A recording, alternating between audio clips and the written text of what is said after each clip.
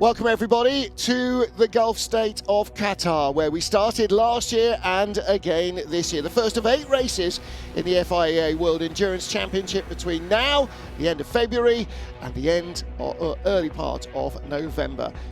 Wherever you are, thank you for joining us.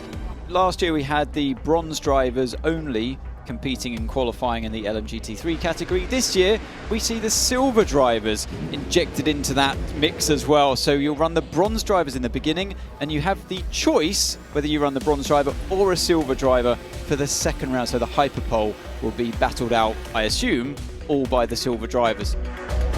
3, 2, 1. LMGT3 qualifying has started. Ryan Hardwick's just gone 3 seconds quicker, but Tom Van Rompuy quicker again, 1:56.6, last year's pole sitter here. Ahmed Al-Hati in the 46 BMW, there's Van Rompuy's Corvette. So Van Rompuy fast. Derek Dubourg, second quickest in Racing Spirit Le Mans, but Ahmed Al-Hati goes to the top of the pile in 46. Arnaud Robin. This is not just about being quickest, it's being in the top 10. It's the 10th place car we should be looking at, as well as one at the top. And the new car at the top is Darren Young in the United Autosports 95 McLaren. First driver into the 155s, followed through by the Codis ASP Lexus of Arnaud Robin, also into the 55. And that we're looking at the moment, 11 and downwards, the ones at the moment that would be out with under 5 minutes to go. There's Ben Keating.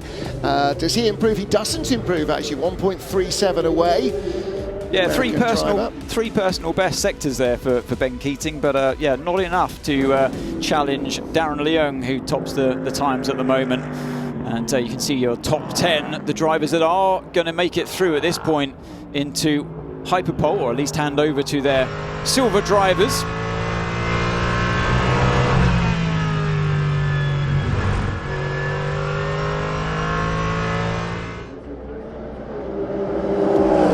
In 2 minutes and 15 seconds to go. Bottom of the screen is the time you need to beat. Thomas Floor, how close is he going to be? Well, he was 8 tenths away in the second sector. Is likely to be about a second and a quarter away. So not enough to get him into the top 10. Yes, he is. Oh, he is. Up in 8th. Then we're going to see Stefano Gattuso. Can he make it in this number 88 car? He's lapped quickly enough to get into the hyperpole, but did break track limits in doing it. Can he do it this time? Looks like he'll be close enough. And he does, yeah. 10th. Just 10th at the moment. Yeah, skin of the teeth job there, but he's done it with only 13 seconds remaining. What can Keating do? But they're all on laps. Now, you have to do it now because the checkered flag is out now, so this is the last chance saloon for Ben Keating. It's Ryan Hardwick has come through to complete the session. What can he do? He might. 56.3 to get in. 14th at the moment. Cross the line to go P12. No, it's not quite enough for Keating. Well, here are the cars that do go through. Both cars from United Autosports, both Lexus from Codis ASP, both Vista Ferraris, one each of the BMW, the Aston, the Corvette and the Ford. As you say, the irony is that the Ford that was being driven last year by Ryan Hardwick is the car that's denied him a shot, because he is 11th. Neither Manthey Porsche made it through. The Iron Dames is the other Porsche run by Manthey. So, padded up in the pavilion, but finally getting to come out to bat is the doctor, Valentino Rossi. As you said, you have the option of keeping your bronze in if you think they're quick enough, or you can bolt in your silver. And as you would imagine, just like Olympic medalists, gold is better than silver, is better than bronze. That's the overall appreciation of their ability, their history, their age, their talent, everything put together.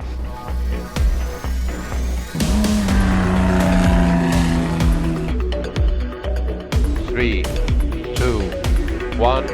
Hyperpole has started. Hyperpole has started.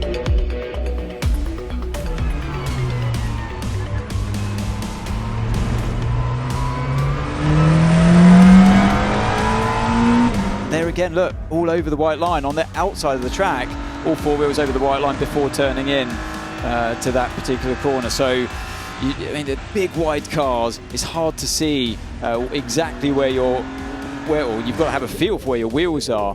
But yeah, just using a bit too much of the track there is Rossi, and I think that lap's going to be deleted as well. He's got to be more careful, and there's Rossi really on the ragged, over the ragged edge there, and right there, look at that, the hands, nice to see, he's wearing those bright yellow gloves, easy for us to spot the huge amount of oversteer he had to apply then. 1-2 now, the McLarens. 95 from 59, Sean Galel from Sebastian Boe. Then fingers of trouble there for the 78. That's why he bailed on the lap. Galel pushing hard here. He's just about on his own provisional pole setting pace by 4 thousandths of a second. Can he hang this one together? This will be helping his confidence levels to remainder this season. Yeah, nice line through turn 10 as well. Taking it right to the limit is Sean Galel.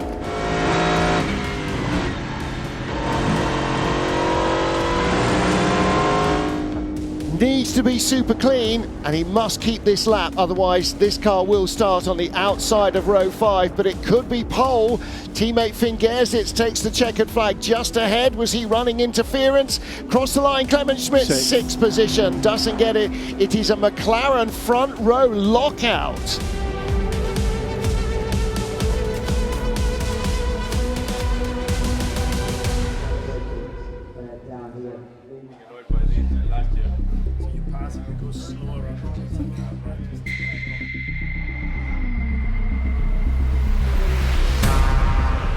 Track currently 17 degrees track temperature. Wind has calmed down 10 kph, so this is less intensity than FP3, same direction. 3, 2, 1. Qualifying for Hypercar has started.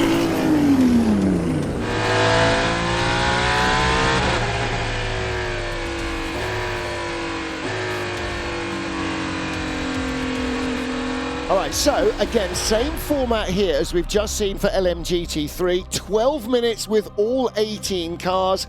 Top 10 go through into hyperpole.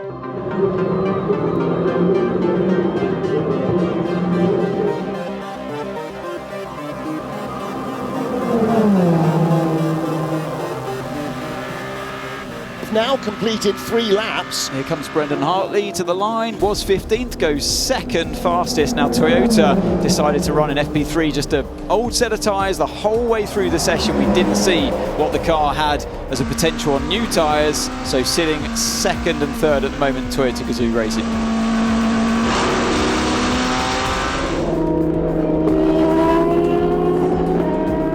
Now we get Kevin Estre and Stoffel van Dorn in the 140s, so 5 seconds faster. 1:39 for Julian Andlau, goes top of the times. That's the car that was on pole here last year with Matt Campbell at the wheel. 50 comes across the line, goes fastest. We basically need a locked off shot from the last corner to the line, because that's where it's all coming from. Jovi across the line, Antonio Giovinazzi goes fastest. 35 is Sharma Lacey, he's just popped up into 10th, bumped out the number 20 BMW.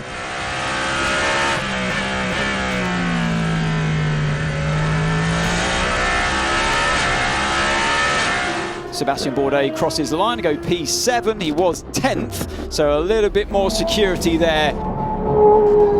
16th place, Aston's are 15th and 16th. If they get through, they will be surprised, I think. It's improved time dramatically. They are way closer to the bubble than they have been.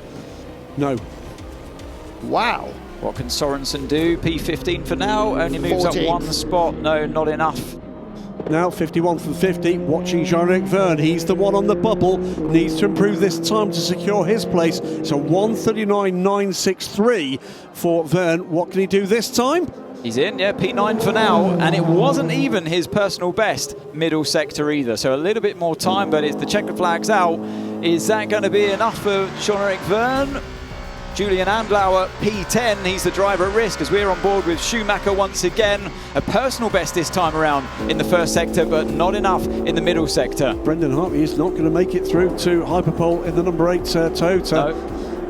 And right at the bottom of the top 10, one of the factory Porsches. They're both out, Yep. not just improved. Yeah, who just improved? Milesi did. Milesi jumped up from nowhere to 8th. Verne on the bubble, still 2/3 of the field, or half the field now, still to come across the line. Checkered flag has been taken. Riding on board again with the number 8 car, Brendan Hartley. Oh, that's what happened to Brendan. That was the last gasp saloon lap, wasn't it? And I think, yeah, that would have obviously flat spotted the tyres as well. So Ferrari AF Corsa 51 and 50.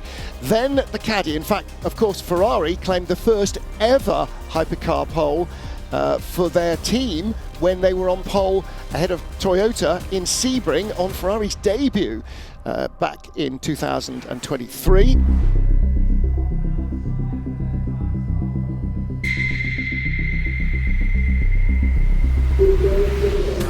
Ten cars go out into the 10-minute hyperpole session. 2 laps probably at least to warm the tyres before we get the first of the push laps. Who can stop these cars? That's what this session's all about now. Who can get into the mix? We saw Cadillac manage to do it with one of their cars during the last session. Can they do it in hyperpole? The Ferrari has been the team to beat. There's a delay there for the 50 car. Yeah, that was traffic there, wasn't it? It was one of the caddies. No, it didn't look too bad, and he's just gone by one of the Ferraris as well. Oh, that is too bad, though. Yeah, that was right on the apex, and that was the sister car. That was the 51 of Antonio Giovinazzi. It was just in the wrong place. Hey. Alex Lynn sets a comparable time, 142.77. Last year's pole, 139.3, 2.5 seconds off. De Vries second. De Vries has looked good in the Toyota, hasn't he? And John-Eric Verne, third at the moment for Peugeot. Some teams talking up Alpine's chances this weekend. Charles Milesi comes up to the line in one of those cars and goes fastest for now. Here's Giovinazzi, half a second quicker again. Here we go, 2 minutes 20, enough for everybody to do at least 1 lap, and then most of them probably a second. Under 139, and Gianni Giovinazzi 138.9, but it's Dries van Tor puts another half a second on it. Is it BMW's day today? 2 minutes to go, 138.495, and the young driver who was the class of the BMW pack last year does it again.